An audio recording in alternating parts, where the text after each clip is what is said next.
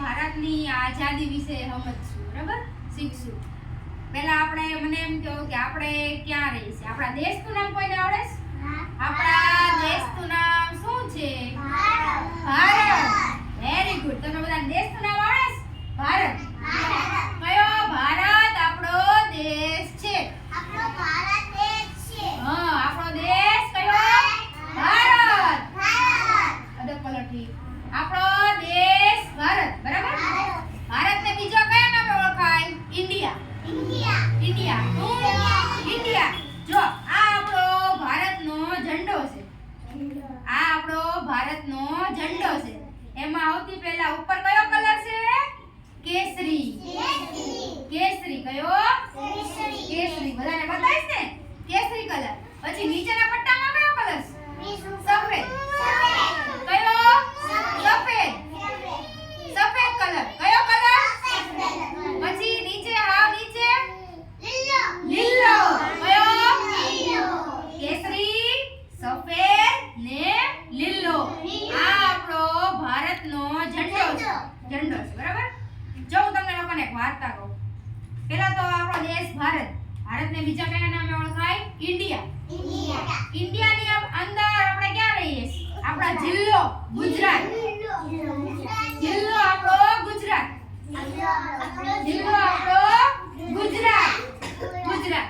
પછી આપણે ગુજરાતની અંદર ક્યાં રહીએ? ખબર છે? ભાવનગરમાં. ભાવનગર આપણું શહેર છે.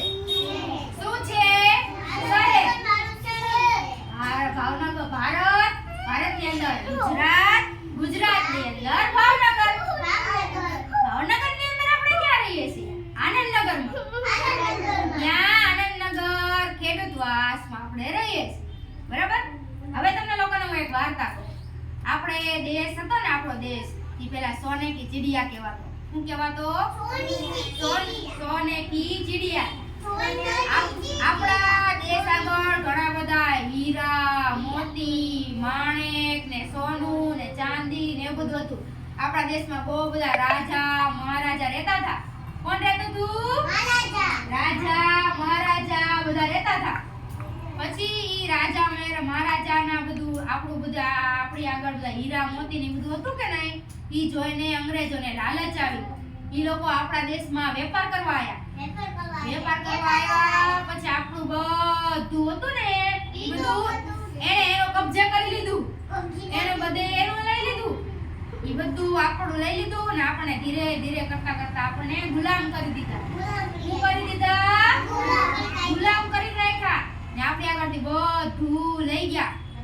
પછી ગાંધીજી ને એ બધા આપણા ભારતના નેતા હતા ને, બધા મોટા મોટા સમજદાર લોકો, એ બધાએ વિચાર કર્યો, આંદોલન કર્યા, પછી બધાને એક કર્યા, પછી બધાને સમજાવ્યા કે આપણે અંગ્રેજોને સમજાવવા પડશે ને આપણે એ લોકોને ભારત છોડીને કાઢવા પડશે, કે આપણા દેશને પાછો આપણે આઝાદ કરવો પડશે, જે દેશ આપણો ગુલામ બની ગયો હતો, બરાબર?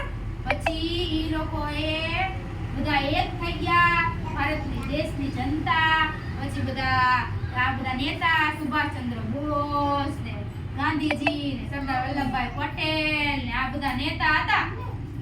ઈ બધા નેતા ને બધા જોડાઈ ગયા અને આંદોલન કર્યા અને કેટલું બધું કર્યું. પછી આપણે બધાએ અંગ્રેજોને દેશ